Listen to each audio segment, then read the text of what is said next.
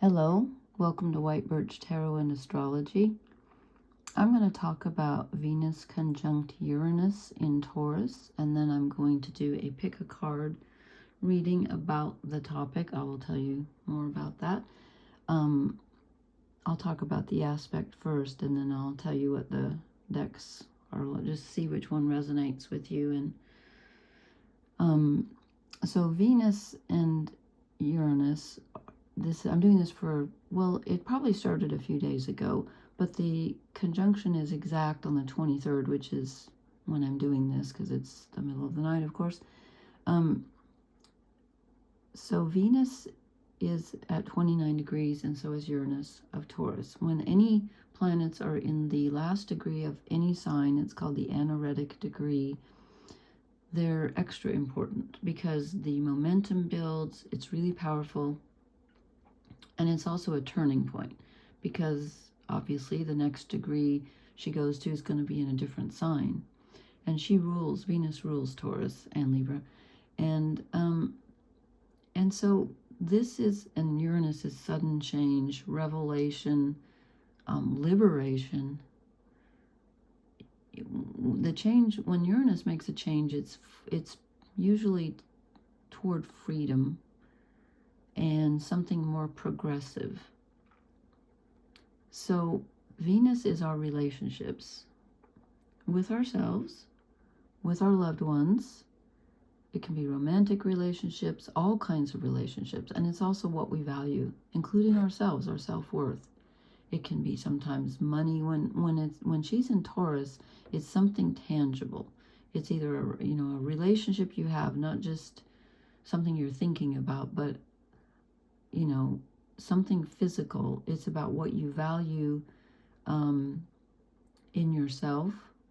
It can be thinking about the way you approach relationships, but it's a very real thing that you do. It can be, like I said, money, your home, whatever you value, whatever you're in relationship with that you truly value. In Taurus, it's just something real.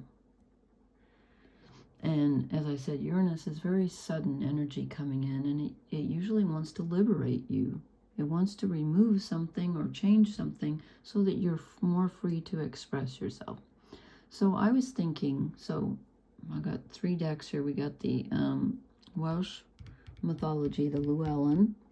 We got the Liz Green Mythic Tarot. Can't see that one as well. And I've got the Oak, Ash, and Thorn by 3 Trees Tarot.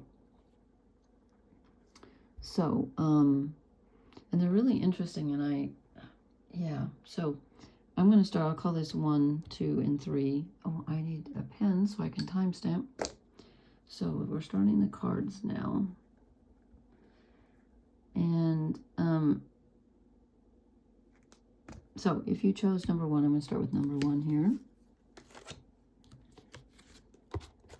Oh, there's more dust. I cannot get it out of here. Okay.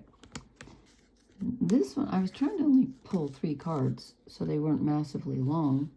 And a couple of the other ones had a little bit more. Let's see if I can get this closer. Can you see those? Okay. So I'm kind of asking, I'm kind of asking like past, present, future in a way. Not really. Okay, this is what you're doing that needs to be changed. So kind of what you need to let go of or alter. This is the crux of the matter. What does this have to do? What's the base of the situation? What are we talking about? And this is what you're moving toward. Okay, does that make sense? So if you chose this deck, this is what the situation that you're needing to change, something you need to let go of or change or alter. And this is Temperance. So what this tells me is that in relationships, you are trying to keep the peace all the time. And you're doing too much peacekeeping. You're being too fair, if that makes any sense. You're always trying to balance things. perhaps at your own expense, because the crux of the matter, or the, this, what is this to do with, and what are we talking about here? It's the King of Swords.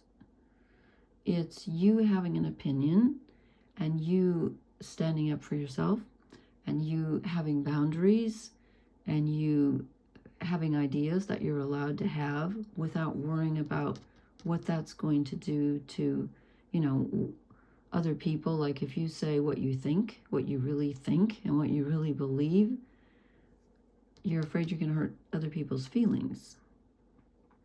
And you're doing too much of that. You need to be in your authority here. It's okay to have opinions. Your opinion matters. And so if you move, if you stay in your power here, what happens? What should you move toward? What are you moving toward if with this change? You're moving toward the Hermit. This doesn't mean you're going to be cast out and no one's ever going to love you again. It means you're moving toward your own integrity. You're following your own flame. You're going to be your own advisor. You're going to be your own shaman. You're going to be your own guide. And the word integrity just comes to mind. This is Sun in Virgo. And there's the star. You're going to, you're just going to be in your own integrity. You don't need to care what other people think. You don't need to. This is a good thing. So, that's kind of straightforward, I think. I think this was the most straightforward reading. So if you chose this one, let me know how that resonates. Let's see. Okay, so if you chose the Liz Green Mythic Tarot, this one's a little bit more complicated. But sometimes I'm not sure if it's like you or someone else, because it's a relationship thing. So, see if I can figure that out. So if you chose, let me move these down. If you chose the Liz Green Mythic Tarot, these are the dark ones. Okay, what do you need to let go of or alter? What needs to be remedied or changed? Well, the Six of Pentacles. I think this is you giving too much, and I'm going to come back to that in a minute, because this is the issue at hand. It's about emotional giving. And I think this is you wanting people to give to you. I mean, who doesn't? But that's what the issue is. You're like, how do I get people to care about me? How do I feel loved? Well, you're trying to do it. It's kind of similar to the first reading, actually. You're trying to do it by overgiving. You think that you have to give on a material level, like money, time, work, effort, whatever. You have to do all the giving. You're giving, and also you think it has to be completely reciprocal. You're not good at, the issue is, can you accept instead of giving all the time? This is truly what you want, but can you accept it? So what happens? What are you moving? What is this energy going to move you towards? Well, we get two cards. We get the Tower, which means there's going to be, either you're going to change the way you're doing things, or you're going to have a sudden realization about what you're doing and think, oh, you know what? Every time someone asks me for something, whether it's money or time or whatever, I'm like, yes, instantly. But why am I doing that? Because I want them to care about me. I want connection. It's about connection. It's about friendship. You're going to have a realization that you don't need to do that all the time. You don't always have to say yes and give whatever everybody wants in order to feel loved. You're going to have that realization. And I think you're going to make a change, because if you do, this is what you can move toward. You can give to yourself. You can keep what you have. He's wallowing in money here, but he's his own boss. He's got his own stuff. He doesn't need to, he's keeping his money and his time and his effort rather than expending it on others, finally, which makes him the king. It gives him some authority, and it's a good thing. So there's a change coming here where you're not going to be giving so much. Perhaps you've just learned a lesson about that, because the realization comes in suddenly. Maybe you suddenly just draw the line and say, you know what? I don't want people to love me because I'm giving. I want them to love me because I'm me. Okay, does that make sense? Let me know if it does, please. I would like to know. Okay, so now I'm moving to the third deck, which I found the most challenging. If you chose the Oak, Ash, and Thorn, hang on to your hats. No, I just found this reading. Oh, this, I don't know why I have these covered up and yet they get dirty. Okay. I had to draw 3 cards for the end. Actually, I put them this way. Okay. So, can't see them. Okay, so the first card is what you need to alter or change or have a little bit less of, and it's the King of Wands. And the issue, let me talk about the issue. The issue we're talking about in relationships and in what you value is strength. What makes you feel strong, and how strong do you think you need to feel? You know, how do you achieve your strength? What gives you strength? Well, in the past, what you've been doing is you've been carrying the load. You've been the one providing the fire, the one who's been providing. When I say fire, I mean you're the emotional provider here. Not emotional, sorry. Like the spirit. You're the spirited one. You're the passionate one. So you could be in a relationship where someone is rather not depressed, but maybe you have to provide all the oomph, you know, all the spirit. Now, I thought of this after I thought about this for a minute. I thought, you know what? It is also possible, I suppose, that you're moving away from a relationship in which someone else is very fiery. Let me think. Would that make sense? Well, we'll see. I'm going to hold that as an option. But I really think this is you feeling like you have to provide all the passion, I think. And that gives you, you're like, that gives me the strength. That makes me the strong one.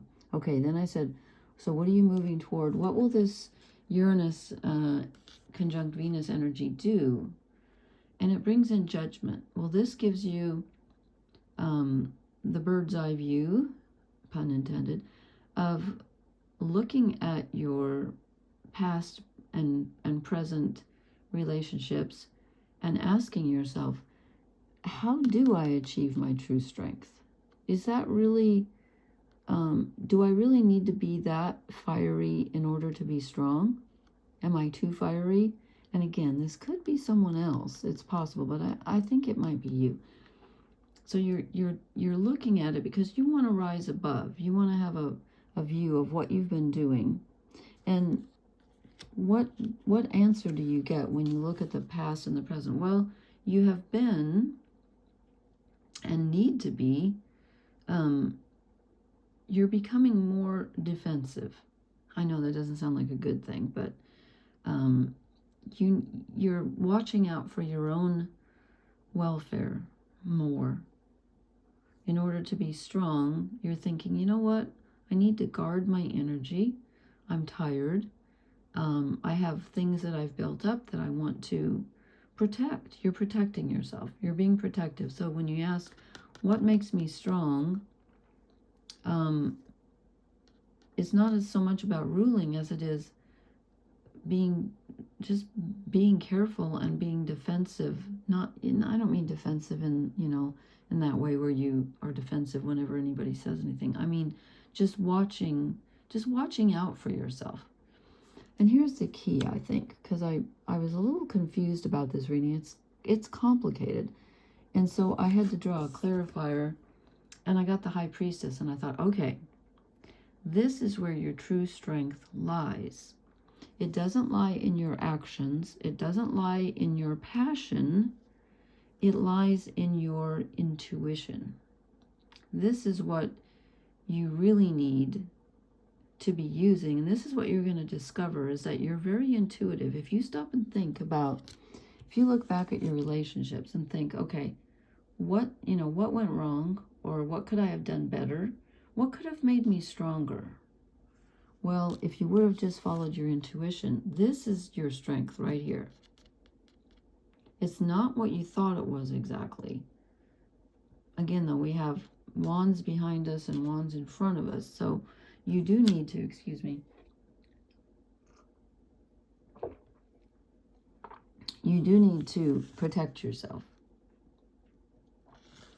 But you don't need to, again, this could be someone else who's trying to control you.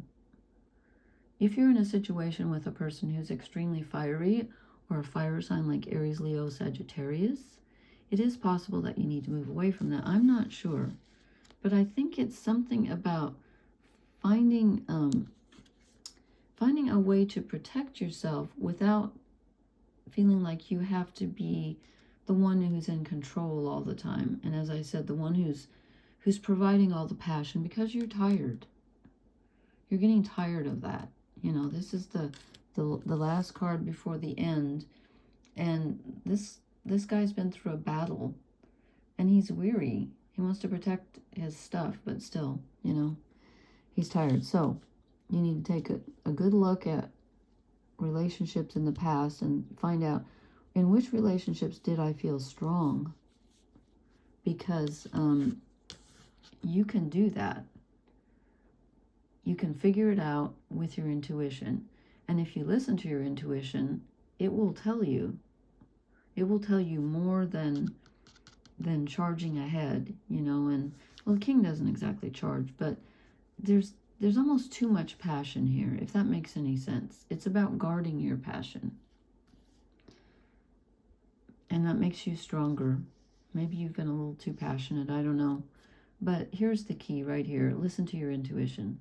I think this is the new energy coming in, as you feel more in tune with this and you realize, oh, this is my strong point. Okay? Does that make sense? I hope. All right. Please leave me a comment and let me know if these resonated or not and which one you chose. And please hit the like, share, and subscribe buttons. There's only one. And just a heads up that in a couple of days, we're going to have Uranus move into Gemini. Yeah. Where it stays for like 7 or 8 years. So it's a big deal. Anyway, I will post about that. But I just wanted to get this one out tonight because, you know, interesting things can happen when Venus and Uranus get together. And when they're in Taurus like this, something can change on a very physical level. So let me know how it's treating you, and thank you for listening, and I will talk to you later. Blessings, everyone. Good night.